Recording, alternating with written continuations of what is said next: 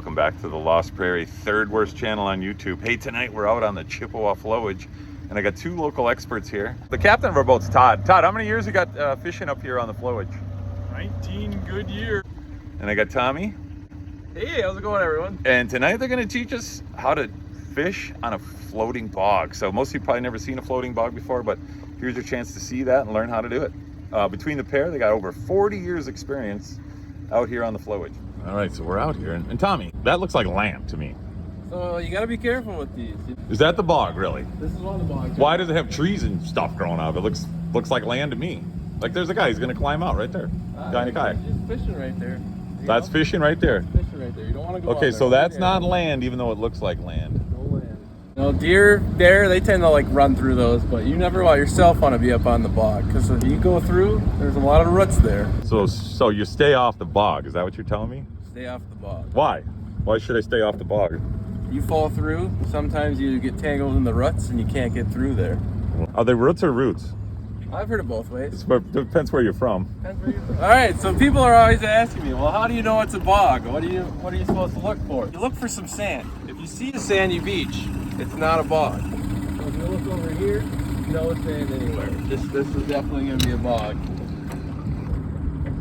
Okay. So this is a likely spot right here? This is a pretty good spot. Okay. And then I just take Now what do you do? It's gotta be a little careful. Sometimes they go through. If you don't got a strong guy in the back, it sometimes doesn't come up. So you don't have to heave it way up there, just No, a little bit. Otherwise you're maybe out there getting it. So what are we going for tonight? So we love the crappies. I'm always good at eating crappies. Gotta make sure you get the big ones. So this is the trade secrets. People are gonna get mad, but we're all for all up here at the Lake Chip Flowage.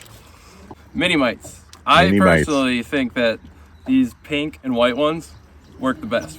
You can find power bait here. This is key. Some people say leeches, some people say minnows. I personally get yourself some power bait, crappie nibbles right here. Now, do you work for this company, Power Bait? No sponsors. Okay, here. so this is just what you personally like. You can like also bring a few extra ones out here, because you know what they like to do is I got it rigged up on my pole here, is they'll eat the tail off. Once the tail's off, there's not much action really. Okay. So it doesn't necessarily work as well. Right. No bobber. No bobber. Just hook it right on the lure here, and then I just let it drop all the way to the bottom. How deep do you think we are here? Probably 12 to 14 feet. Oh, so the bog's in some deep water. It's some deep water here. Have you ever gone down with like goggles on and looked under the bog, or would that be? I wouldn't recommend it. That'd be dangerous, a little dangerous, Sometimes it gets hot, just jump out. But okay, but not under the bog, no. Now there are muskie in here, so we bring the net. We got the net along just in case we... That's a good point, Steve. Thank you for bringing that up. Yes. Make sure, because we respect our fish and for everyone here. Pliers. We got pliers. You don't want to rip the gut out if they swallow it. But we do catch and release on the muskie. We want to keep them... And whenever you're switching for crappie, there's always a chance a muskie will bite it. Yep, make sure you got good line on your pole, not your crappy line from 5 years ago. You know, a lot of guys only get to fish 1 week a year, so one of the things that I always recommend is just put new line on there, because you'd hate to blow that one opportunity. You know, it's all over in a flash. I think the crappie bites are pretty big from 6 to 8, right a little before dusk. Okay. That's when the big ones come out. You say crappie? Now, is it okay to call them crappies? Yes, both ways is preferred. Okay. Do you know people that only say crappie? Yeah, some people don't like when you say crappie. They say, I ain't eating that crappie fish. Now, I hear the boat rubbing on the bog. Is that a problem at all, or are they used to, the fish are used to that? I always say if it's a rental, let it eat. Okay. Next item that you always got to bring out when you're... What do you call that thing, that contraption? I think it's called the krill, a metal krill here. Oh, okay.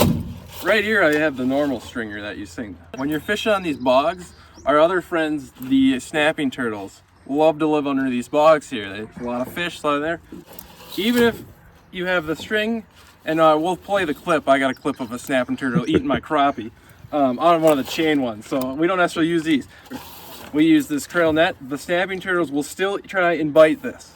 When you have this in the water with your fish and you're by the bog, we make sure you're looking for the snapping turtle. Okay. So that's not exactly a fish holder, that's a snapper stopper. Well, Captain Todd, he said we needed to move. So we're gonna go to a secret spot here. One of their honey holes. Don't really want to disclose where that is. And as you can go along here, you can see this is part of the floating bog. So it's really interesting ecosystem. We're moving out and going to the next stop. So as you can see, we're in an undisclosed location at this bog on the Chippewa Flowage. Undisclosed location, you'll never know. Don't try and find these anchors. They like hook it in there. Granted, they've anchored them before. Oh, they anchor it down with the because it kept blowing there. So normally, sometimes will blow right up against the bridge. Also, and then they have a bunch of boats and they just push it back. Push it back, and it's amazing. There's like, see a white pine out there. I see some tamaracks on the other side. Some pretty big trees too.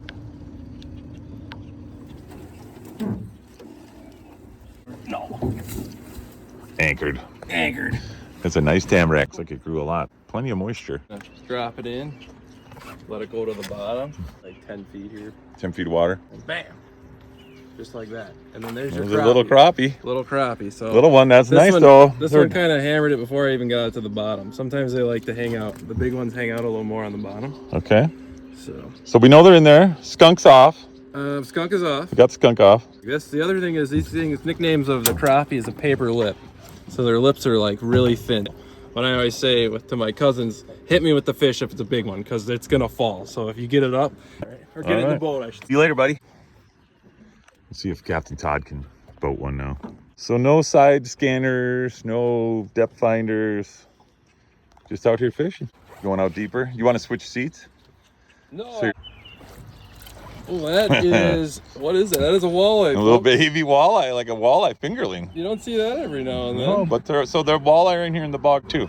I think I want to see, honestly, all the fish are here. So bass, walleye, northern. Because the bait fish See you later, buddy. How's a walleye? Oh, that's a little bigger one there, Captain Todd.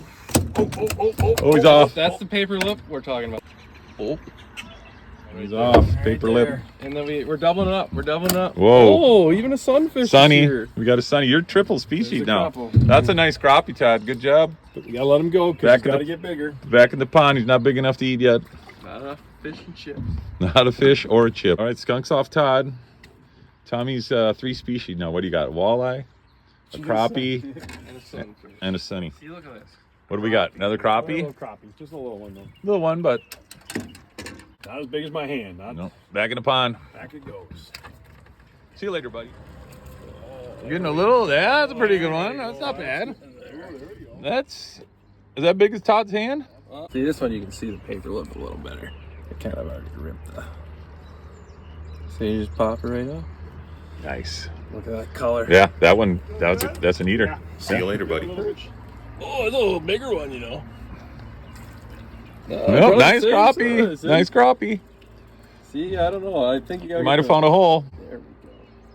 Might have found a hole here, Tommy. Paper lip. Little crappie.